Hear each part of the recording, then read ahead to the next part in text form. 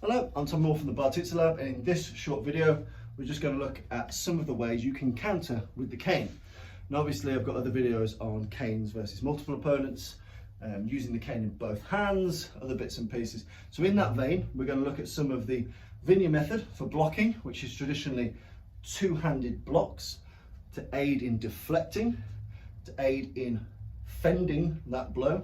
You know, a one-handed block against a one-handed strike depends on who is striking harder and better. Two hands, I have a really good chance of repulsing that, making sure I put some kinetic energy into it as well. So if I'm blocking with two hands, making sure I'm not being passive, but that I'm smashing into it. I'm not overextending myself, but I'm smashing it out with authority to off-balance that opponent to counter-attack. So assuming we've got a traditional Bartitsu style cane that is one with a heavier head, like so, we're going to assume that in this instance, we're blocking with two hands. There are blocks with single hands, but in reality, one of the most important features is being able to block with two. And then once we've achieved that block, and I hate the word block, you know, I'd rather cover or deflect. You know, block sounds very passive. It sounds very, you know, circa 1980s Shotokan karate. So I prefer a strong deflection to defend it. Blocking just sounds a little bit passive. In reality, we're striking his stick before his stick can strike me. We're striking it. So again, two hands on the stick. We're going to strike and defend, not overexposed, but strike and defend. We're going to be solid, and then we're going to counter with something. So one of the drills I recommend you start with is understand and get a feel for when you've got this stick and you naturally block something. And I call it the doorway drill. So essentially imagine I'm in a doorway. There's to the left, to the right, above me and below me. Essentially, there is a front box, there is a front doorway, and I need to be able to adequately defend left, right, up, down, left, right, up, down. These are angles that are most likely to be attacked to, and again, it's a blunt instrument. It's likely to be towards my head or my torso. Most of the time, 99% of the time, it's going to be towards my head. You see a lot of attacks to the legs in the more academic style stick fencing. In reality, apart from civil policing, you know, a lot of ne'er-do-wells are going to go for the command center. So do bear that in mind. Okay, so get used to the feel of where the hard head of the stick is, because this dictates in many ways the most effective next step strike. Now, it's a bit like boxing. When you fire a left hook, your body wants to fire a right cross. It can't help it. If any boxer in the world, they'll throw a left hook and they'll be like, fuck, this just wants to fire. This just wants to fire. He needs to fire out because the body is optimized to unwind and smash that out. Now, it's the ideal punch following the precursing punch. With Bartitsu cane, also get familiar. It'll vary cane to cane and style to style and preference to preference, but get used to the notion of what feels the best from that first movement. So I'm going to start with a two-handed block to the left of me. So assuming that strike has come in a diagonal fashion, boom, I've done a left-handed block, two hands, boom, and I've put some gravitas into it. I've put some body weight into it. I've stopped it in its track. I've not overreached with my arms, but bang, I've stopped it. And in this instance, the head of my cane is low. So what am I going to do about it? Once I've done this and I've blocked an attack, this is the head of my cane. An ideal thing for me to do now is take a step to the right and launch the head of the cane into his temple. So block, straight across the head. So block, take a step and strike. Step and strike. And stepping and striking means that instead of hitting him with the shaft of the stick, I'm hitting him with the mace head. So again, I block with vigor to my left, take a step to my right, and as I do so, I find myself in the optimal range to get the head of the cane into the temple or along the jaw. One. So I'm going to do this with a stamp just so you get the feel. One. You take that across. You notice that as soon as I've hit, the head of my cane is still on the target. If I need to jam it in again, it's ready.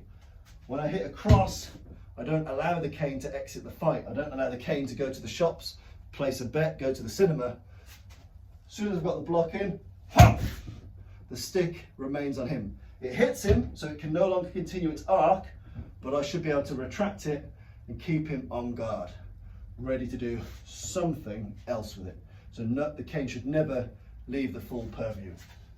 So blocking to my left, stepping with my right, making sure I give myself enough room for the head of the cane to hit, and then keeping the opponent on target. 1, 2. Nice and simple. If I'm blocking to the right, so in this instance, I've blocked to the right of my person, I've punched it out. Now the ball of my cane in this instance is up, and it will vary depending on the grip you've got. It's up. Do I have the time to switch my grip to use the ball of the head? You know, not really. I don't have the time to do this. I can thrust it in if I'm so inclined, and that is an option. So block to the right and thrust immediately with the head of the cane. Block to the right, drive it in. Block to the right, drive it in. That's one option. Boom, boom. And notice I'm still doing the same footwork as if I was doing pugilism. I'm still doing that drop step. I'm still entering his space. Boom, boom. You know, because he will retreat, he will move his head, he will flinch, he will otherwise respond to an object hurtling towards his eye.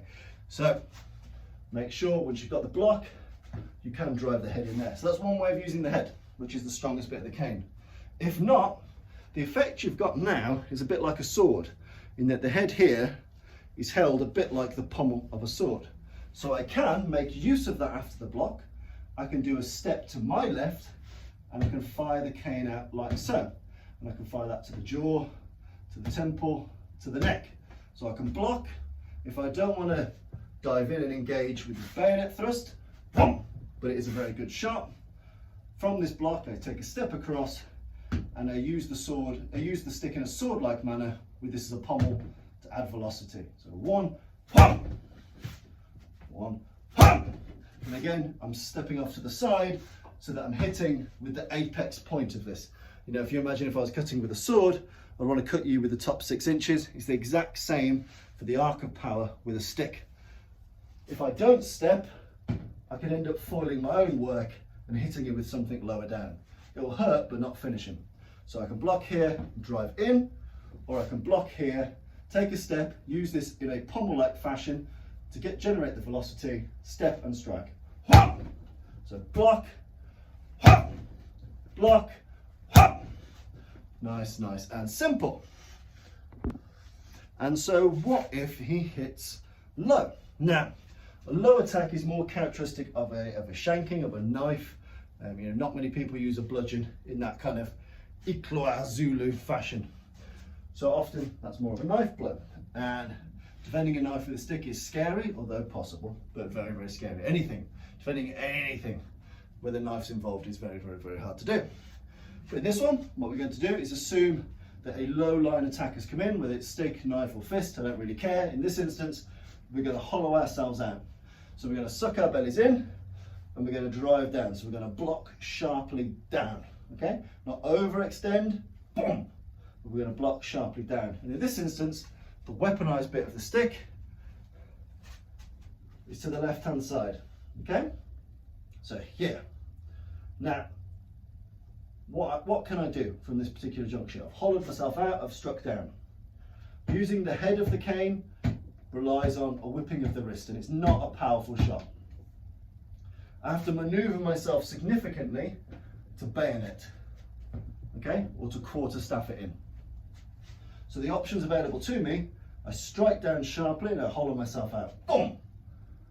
Then what I do is I take that same motion, I use the middle bar of the stick and I drive it up, and then recover. So strike down as you hollow out, boom. Then punch it out. Again, I've hollowed out for a reason, so I'm not going to follow my torso all the way into this. I want a short, sharp tracheal punch with the stick. Hollow out, tracheal punch, get some range to do something else. Because I've got a long stick. Essentially, I've got a war hammer, I've got a big, long weapon. I don't want to be fucking around this close to the opponent. The fact I've got him this close to begin with is on me, it's my stupidity. So again, if we're using that doorway analogy, two-handed blocks. Two-handed block, we're going to scoop out our stomach, bang! We're going to do a tracheal punch, wham! but we're going to keep ourselves back because we really want to be stepping off for a hard two-handed strike. We want the home run with this. We can't achieve the home run without that interstitial strike to dissuade him for just a second. So we hollow out and we punch down, boom. We do a tracheal punch, we step back, two-handed grip, straight across the jaw, the throat, the temple, wherever you deem necessary. So you've got left step and strike with the pommel. You've got block right, and you can either do a bayonet strike with the pommel head, or you can do a sword-like strike using this as a lever, making sure you step. You block low, scooping your stomach out, tracheal punch, step back, get this type of grip, and get your home run, making sure you don't skimp on that tracheal blow. And then finally, we block up high. So we've got right, so we've got left, we've got right, we've got down, we need up. Okay, so in this instance, we're going from an instinctive, kind of almost St. George's block. So we've gone shit. Okay, importantly, want to make sure our head is further away. Things can get over the top of that stick, so make sure we drop and we punch at the same time. Boom. Okay, so we punch and drop. Boom. Okay, now bear in mind from here, I've got really relatively few options. So a bit like the low block, we did the interstitial punch and then the home run. With the high block, we're going to do much the same thing, but we're going to crash it down. So we're going to use the bar of the stick, we're going to crash it down on the face. So we're going to block up, the nearest weapon to the nearest target is crashing down, then we step off, then we home run. So up, crash down, we step back to give ourselves optimum room for a two-handed strike with the head of the stick. So one, nice and simple. So those are some of the ways in which you can use a natural, instinctive and robust two-handed block, defend or attack the attack, as I like to refer to it, in a nice solid Bartitsu fashion, but also making sure we align to natural principles, what comes out when we spar, what feels more natural, don't over stylize it, and then think a bit like the analogy of the hook and then cross, what feels the most deadly from that position and what is the most efficient way to continue the attack with the best possible weapon at the best possible time. So for me, blocking to the left, it's a step across and hit with the ball end. From the right, it's a bayonet style blow or a striking blow in a sword-like fashion, making sure our hand is tucked in.